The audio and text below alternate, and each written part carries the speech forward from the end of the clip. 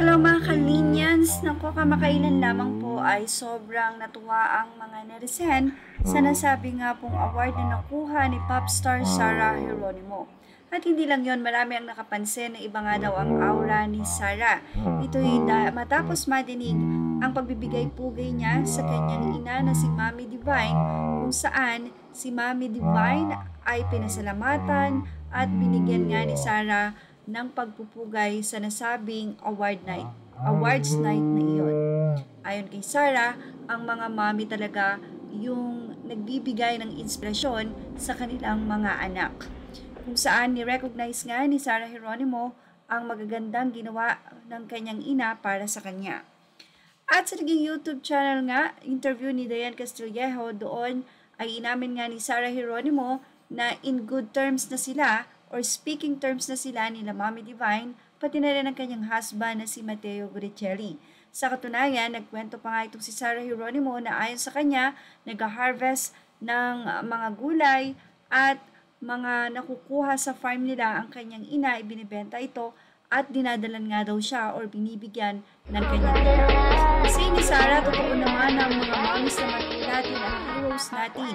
Ang parents ang heroes natin. She said while accompanied by Godicelli. Yes, thank you Lord, I love you ma.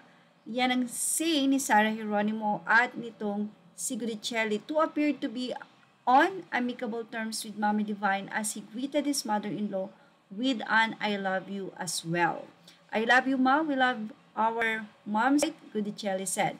During the interview, Geronimo said her mom is keeping herself busy by selling fresh produce from her farm. Say Sarah, ang mama ko ang nagsisell ng fresh produce niya, gulay, fruits, binibigyan ako ni mama. Yan nga ang pagmamalaki pa ni Sarah Geronimo.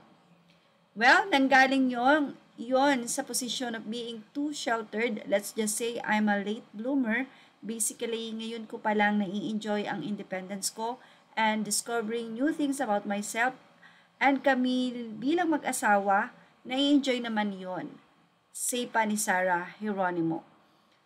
Well, marami nga ang natutuwa, especially the fans of Sarah Geronimo and Matteo Godicelli, na at last sa ilang taon na pagsusumikap nila Sarah at ni Matteo na iwin muli ang heart ni Mommy Divine, at eto na nga at maayos na maayos. Halatang halata nga sa aura ni Matteo at ni Sarah. Isang napakalaking achievement nga raw ito para kay Sarah at kay Matteo, ang muli ay makasama nila si Mommy Divine matapos ang nangyari nga pong kontrobersya. Well, yan ang ating Miss Lee Vlog update. Patuloy lang pong tumutok for more showbiz update.